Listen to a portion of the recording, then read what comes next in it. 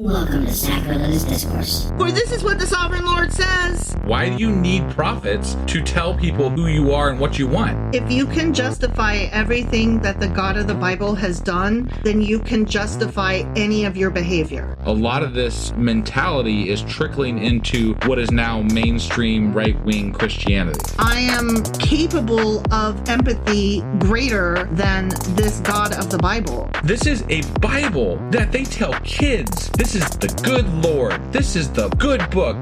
He is fantasizing about murder, mass murder. Head over to sacrilegiousdiscourse.com right now to find out how to leave us a review or support us on Patreon.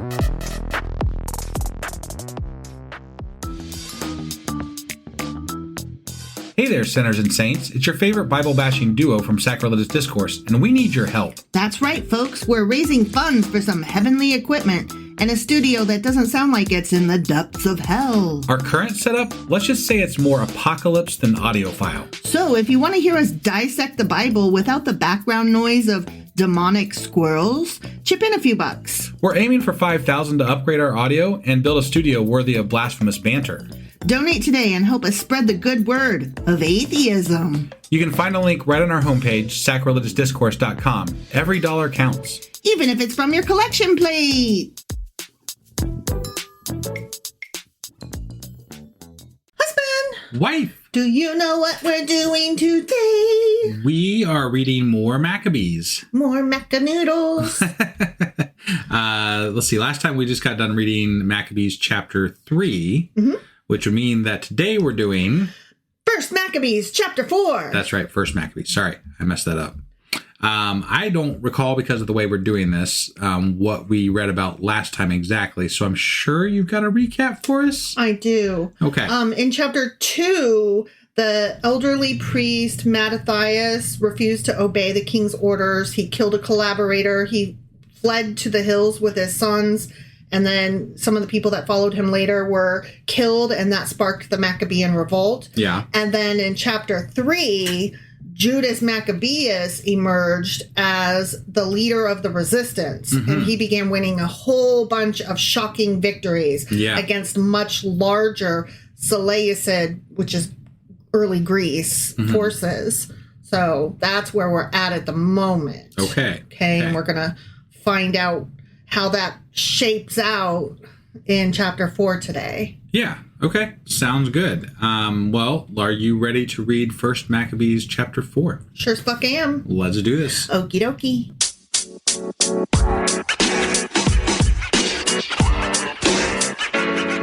All right. Before I start the chapter, it starts with the name of a dude, and I was like, who's that dude?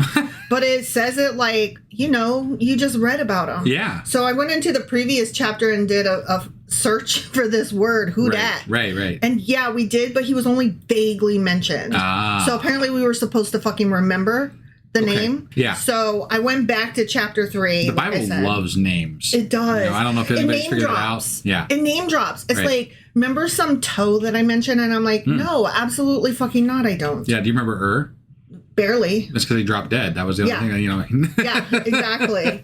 All right, so here's what it is. Lysias chose Ptolemy, the son of Doramenes, Nicanor, and Gorgias, mighty men of the king's friends. And with them, he sent 40,000 infantry and 7,000 cavalry to go into the land of Judah and to destroy it, according to the word of the king. Was this in the last chapter? That's in the last chapter. Okay, all right. Okay?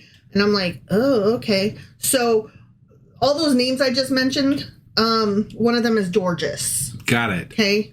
Or Gorgeous, as I might call him, because it starts with a G. Right, yeah. I'm going to call him Gorgeous. I like that better. Yeah. Okay? So, Gorgias. Yeah. Okay? He's one of those dudes. So he's one of the Seleucid guys. He's not on the side of... The Maccabees. The Maccabees. Got it. Okay? That's all I needed to know. Like, who is he? What is he? All right, so Gorgias, now we're in chapter 4. Yeah. See what I mean? The first word is this dude that we barely mentioned. Right. Remember him? And I'm like, no. Okay, so Gorgias, who we just read about in chapter 3, barely, took 5,000 infantry, 1,000 chosen cavalry, And the army moved out at night. Do some armies take unchosen cavalry? Like, why is it chosen cavalry? Probably it's like the specialty ones, like the best of the they're best. the chosen ones. Yeah. Okay. The chosen cavalry got chose. Right. Yeah. So there's other cavalry that are unchosen. They're just the guys that got drafted. You're unchosen, so we're not taking you. Look, just because you get drafted doesn't mean you're good. You know? Like, I showed up because I was supposed to. You didn't tell me I had to hit the target. Right. You know? Yeah. So, yeah, these are the chosen cavalry. Yeah. Okay, and the army moved out at night, that it might fall upon the army of the Jews and strike them suddenly. Sneaky. Okay, because night. Yeah. The men of the citadel were his guides. Okay. And Judas heard of this, and he and the valiant men moved that he might strike the king's army, which was at Emmaus, while the forces were still dispersed from the camp. It's not as sneaky as they thought, apparently. Right? Wait, hold on. How did Judas hear about it? He's probably got spies. I mean, if he's taking down these large camps of people, he's got spies all over the place. He does. He's got men on the inside every which way. He must have a lot of money. Something. He's got something. Mm-hmm. Yeah. Mm-hmm. So he's going to strike the king's army. Okay. Maybe God's watching for him. Okay. Sure. So Gorgias came into the camp of Judas at night and found no man. He sought them in the mountains, for he said, "These men are running away from us." Marco! Polo! Just kidding. Polo ain't here. So, yeah, he's like, oh, they're not here because they so scared. Yeah. They ran away. And so Judas is like, like, is that how he was? Yeah. Like, just like that? He was. Yeah. He was. Okay. Yeah. As soon as it was day, Judas appeared in the plain. He does roar like a cub. He does. Meow. Yeah. Yeah. So. As soon as it was day, Judas appeared in the plain with 3,000 men. Oh, shit. 3,000 is more than your 1,000 chosen. Yeah. Sorry. Yeah. And they just been marching all night, so. Y'all tired. They're tired, yeah. We're good. Right. However, they didn't have the armor and swords they desired. They saw the camp of the Gentiles strong and fortified with cavalry all around it. Chosen cavalry. Mm-hmm, yeah. Mm-hmm. And these were expert in war because they was chosen. They were chosen, yeah. Judas said to the men who were with him, "Don't be afraid of their numbers or when they charge. Yeah, remember God. Yeah. Obviously. Remember how our fathers were saved in the Red Sea when Pharaoh pursued them with an army." Oh, we hearkening back to Moses. Boy, yeah. Yeah. He's like, remember? You gotta pull out the good God stuff, you know? Yeah.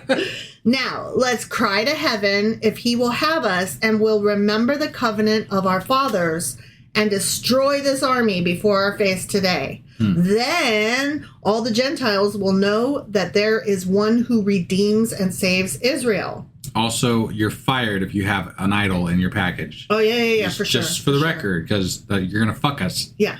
So don't do that. And once again, there's no ending quotation mark.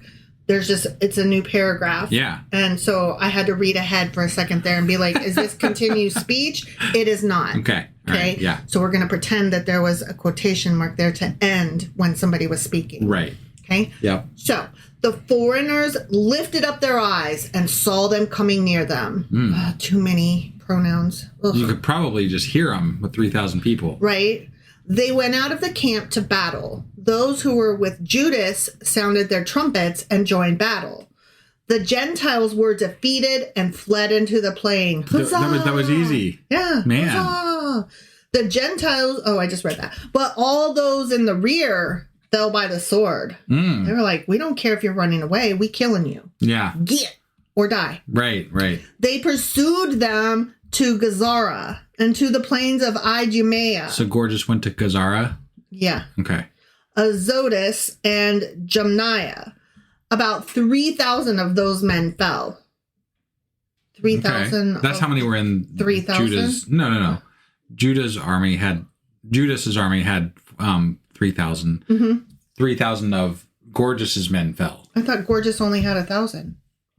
1,000 chosen. 1,000 chosen cavalry. Oh, okay. There was other stuff. And then other guys. Yeah. Okay. There was 5,000 in total, remember? Oh, yeah. Okay, Yeah. I'm sorry. I'm bad at math. Right. Especially, I'm trying to keep these guys straight, and it's just not happening. Okay, so 3,000 of those men fell. Then Judas and his army returned from pursuing them, and he said to the people, "Don't be greedy for the spoils, because there's a battle before us.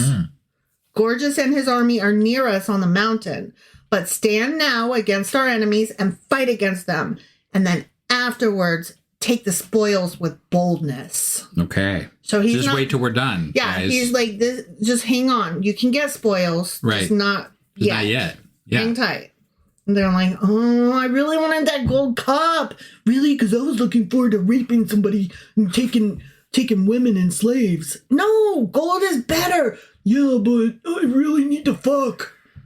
Like, that's what they were like, right? That was how the conversation went. Is that's And okay. Judas was like, "No, I said not yet. Neither of you.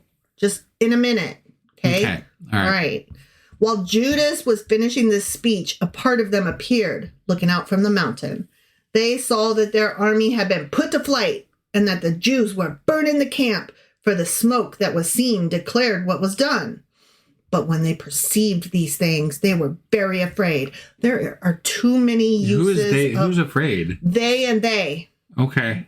I'm Like, really confused right now. Listen, I'm trying to respect people's pronouns, but they are not making it easy because they keep saying they. Right. Yeah. There's two armies called they. Right. They need to throw some Judas and Gorgias back in here. Yeah. Right? Right? Yeah. Or the Seleucids and the Jews or the Israelites Right, or something. Like, help me out. I'm trying to keep you apart. Yeah. Okay, hold on.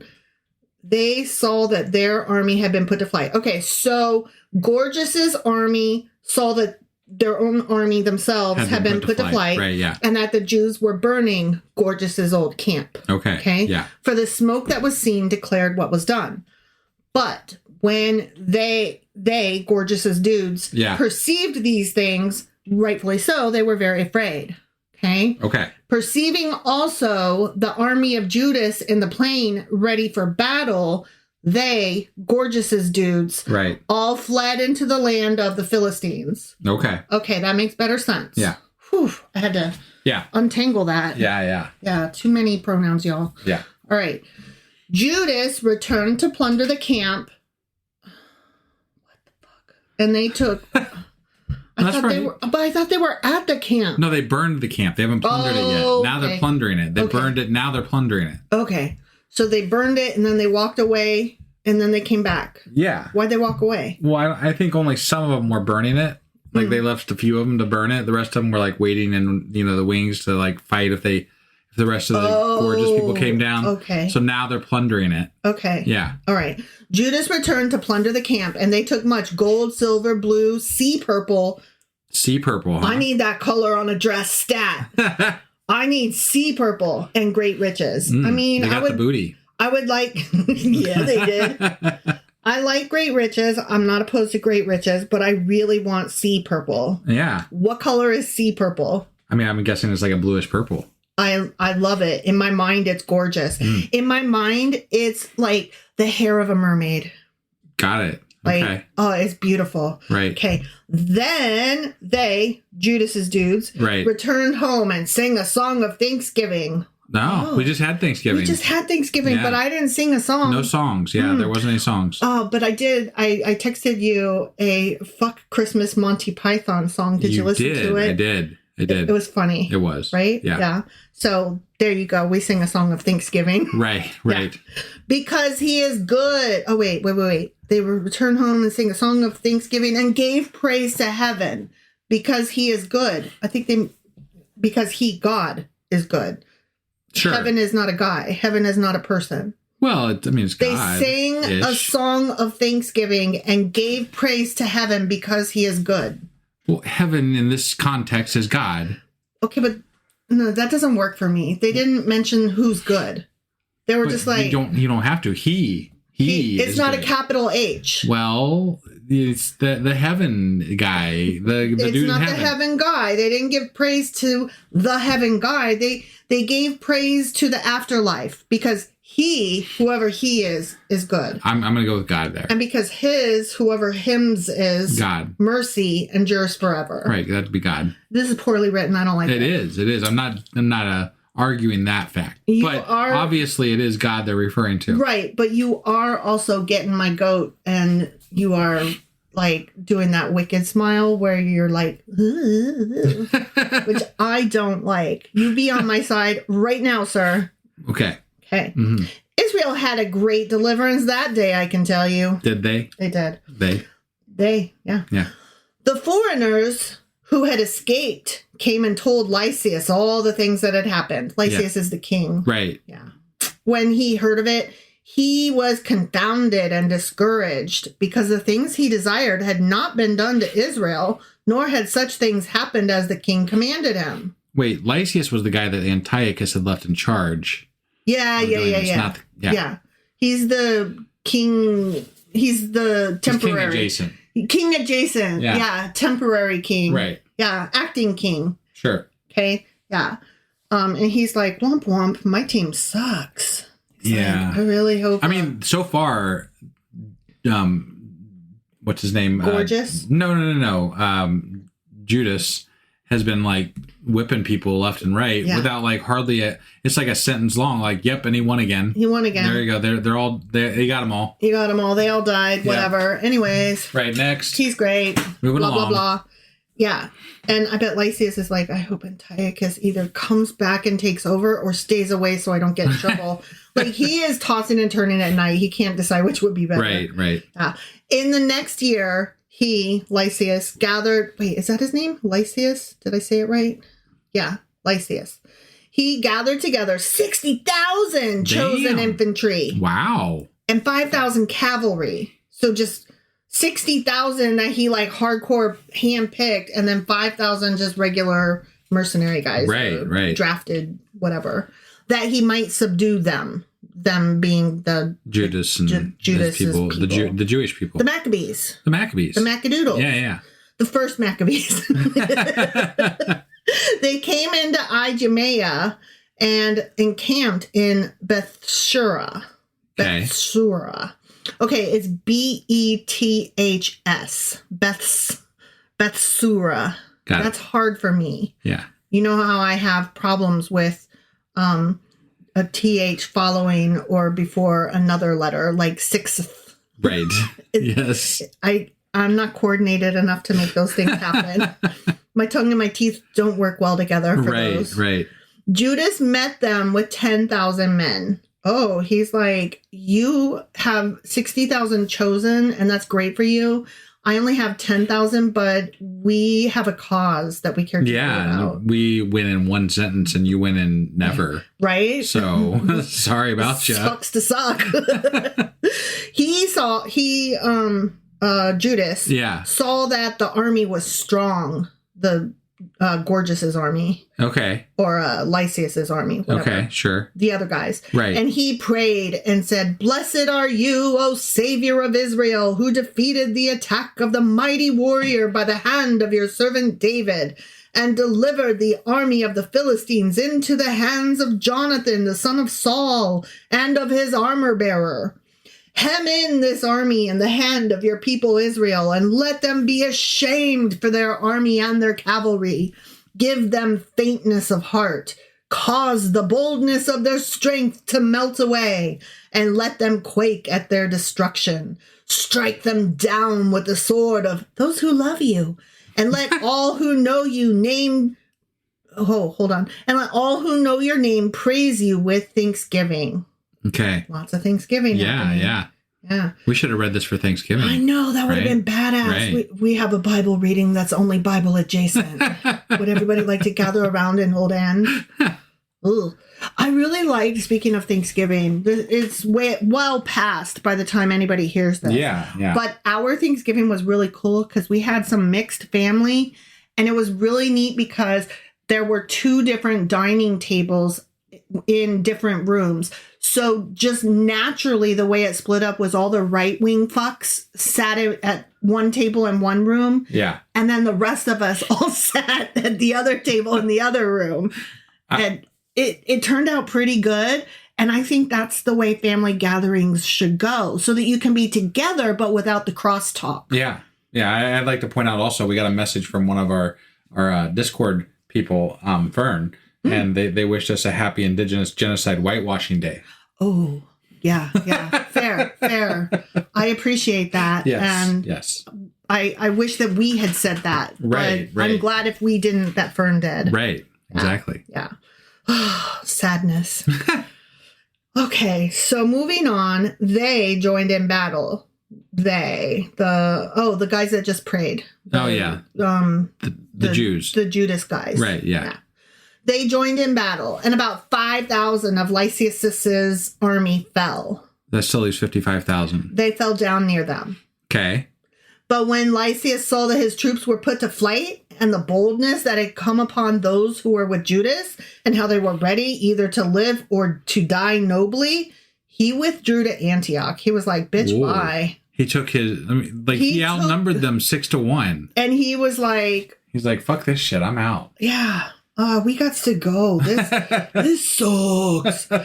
So it doesn't sound like his heart was really in it. No. Yeah. He was like, we're getting our asses kicked. Before we lose too many more, he withdrew to Antioch and gathered together hired soldiers, so mercenaries, that he might come again into Judea with an even greater army. He's like, we need 60,000 more.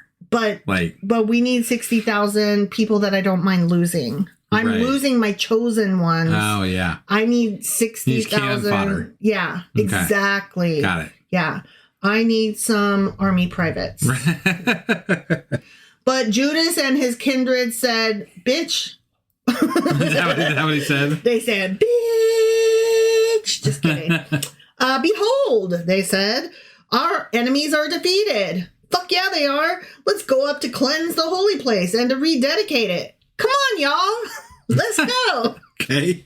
All the army was gathered together, and they went up to Mount Zion. They saw the sanctuary laid desolate, the altar profaned, the gates burned up, shrubs growing in the courts. Not shrubs. Growing in the courts. The tennis courts were all covered. The Knights, and they should say neat, would have been happy. So shrubs growing in the courts as in a forest or as on one of the mountains, and the priest's chambers pulled down. Not that. Yeah. Wow. Now where the priest's where's he gonna chamber at? Fondle little boys.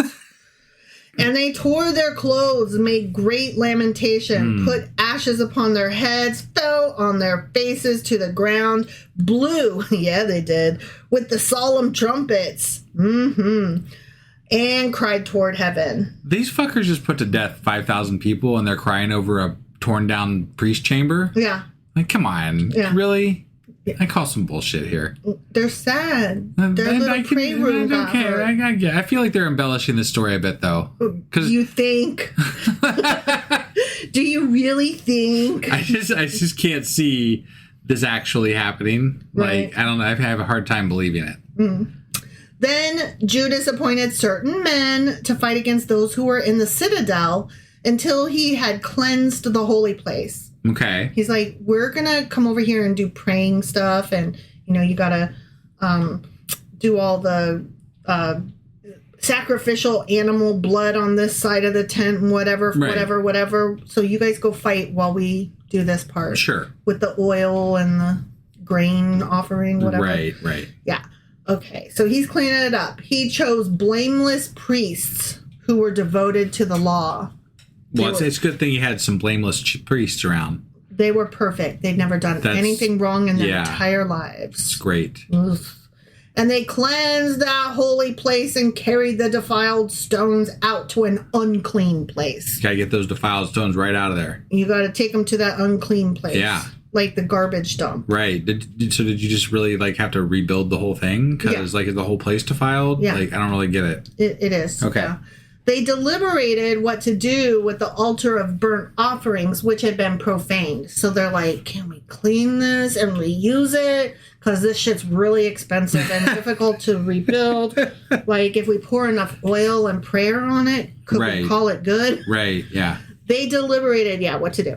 A good plan came into their mind that they should pull it down, lest it would be a reproach to them because the Gentiles had defiled it. I mean, if you're going to go to all the trouble of going to war, do it right. Yeah, I think that's a smart choice. If you're pulling the stones out, you got to pull the altar out because obviously that was the one that they really fucking defiled. Yeah, and he was pretty gross on it. So take the whole thing out. Start over. Yeah. Like, whatever. I'm surprised God's not telling you what to do here. I am too. He gives a real shit about this stuff. He really likes building things. You think he'd be all about this. Yeah.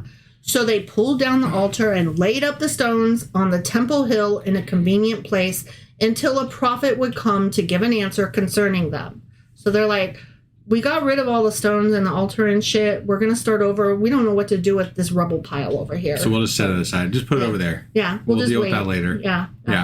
You know, what you do when you live in the South and your car breaks down, you just put it up on bricks in the front and you're like, I don't have the money to have this towed. I'll just deal with this later. Sure. Yeah.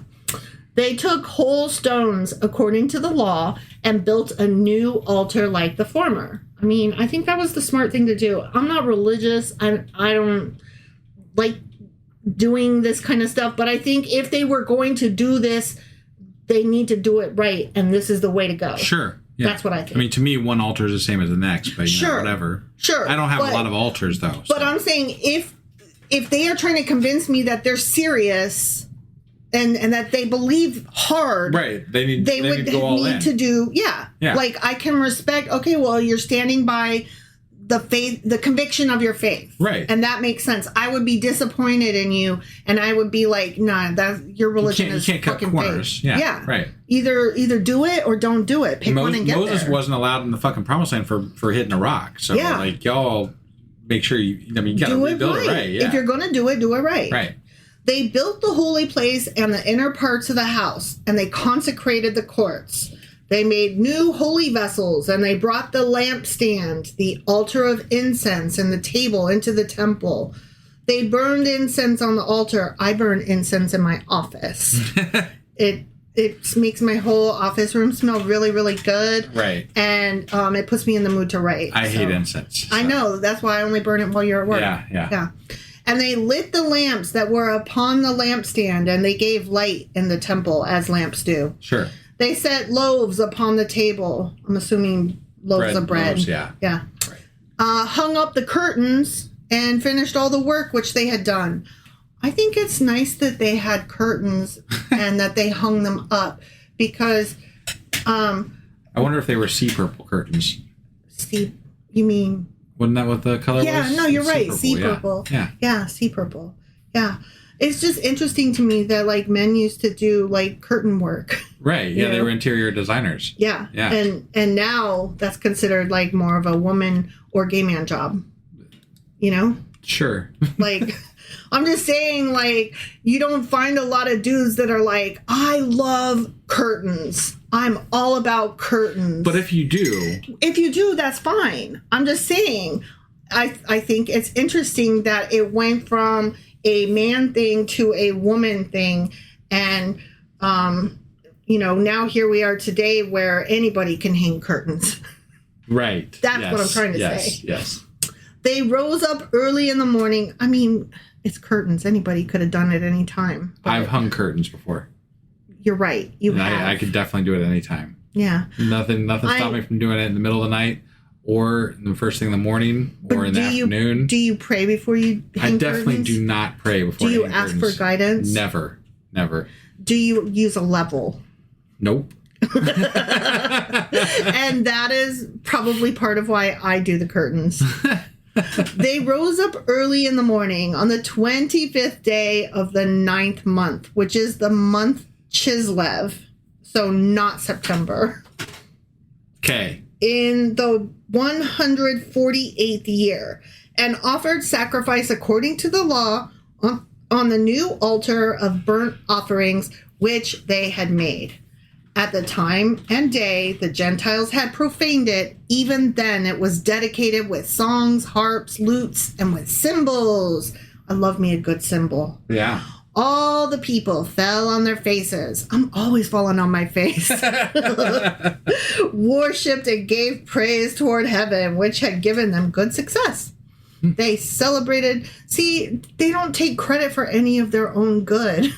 Like, yeah, well, that's one of the biggest complaints that we have about, Christianity or religion in general, right? Faith. When you give it to God, or you thank God for like the surgery you just had, like you're negating the 12 years that your surgeon spent in school to learn how to do that thing that saved your fucking life. Yeah. And instead you thanked God, not science, not the surgeon, not the things that actually saved your fucking life. Right.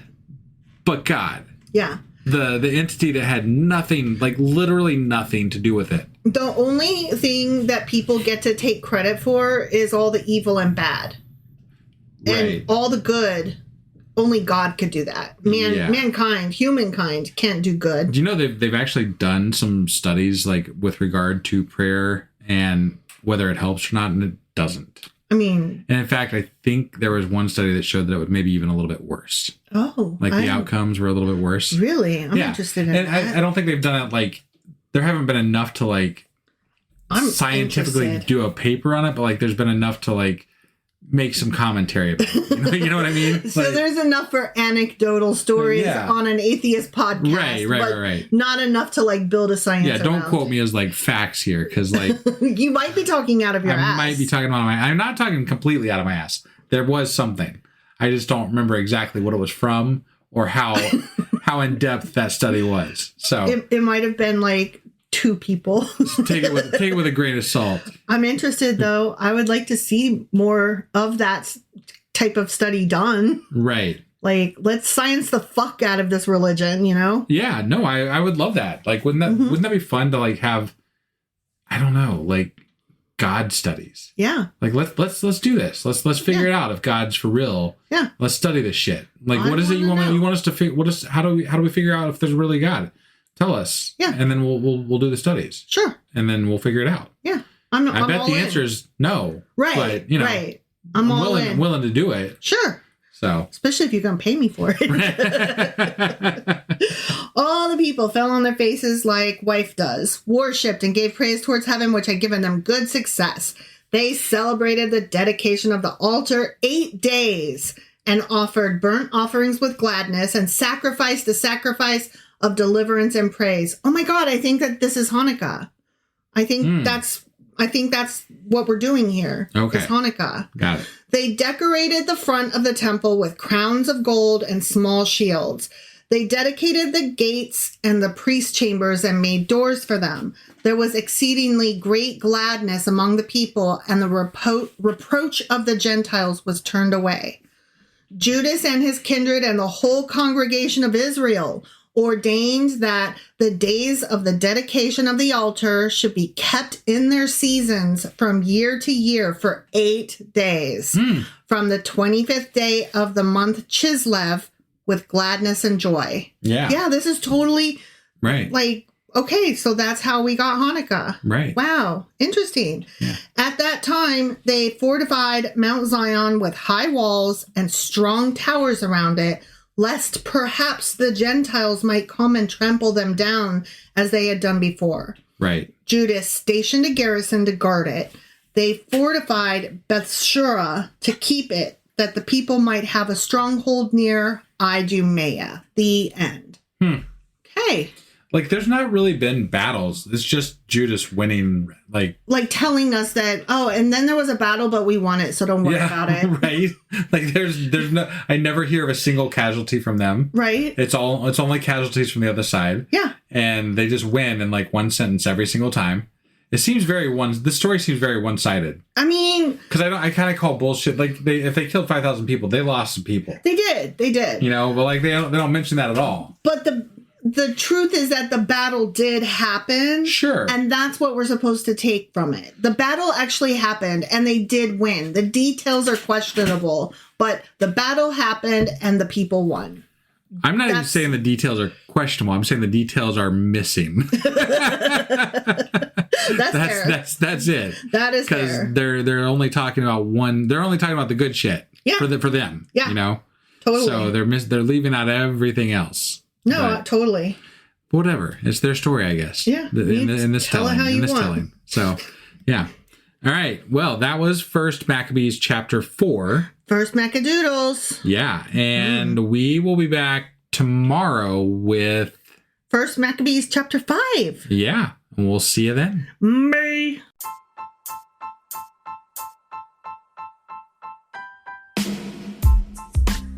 Hey, wife, I guess that's the end? But husband, that's just sad. It doesn't have to be. We are on lots of social media platforms like Twitter. Our handle there is sacrilegious_D. For D's nuts. Oh my God. Stop doing that. Anyway, we're also on Facebook, Instagram, and Pinterest. There's a link to all of our social media sites at our website. Ooh, we have a website? Yeah, it's sacrilegiousdiscourse.com, where you can also find a link to our merch shop. We have a merch shop? Yep, we have podcast-themed clothing, mugs, notebooks, and more, as well as an atheist and science-themed products. Wow, our fans should really go check that out right now. Definitely. They can get in touch with us by sending an email to sacrilegiousdiscourse@gmail.com. But before they do that, we could really use some help. Oh yeah? With what? Well, it's not free running the podcast, and we need some financial support in order to get better equipment, which will free up time so we can concentrate on our podcast and our fans. Okay, so what should they do? Head over to patreon.com/sacrilegiousdiscourse and sign up as a contributor on our podcast. Supporters there receive additional bi-weekly episodes that we record just for our Patreon members for as little as $2 a month. Also, we'd really appreciate it if you would like and subscribe on whatever platform you're using. And Apple Podcast reviews help us out tremendously.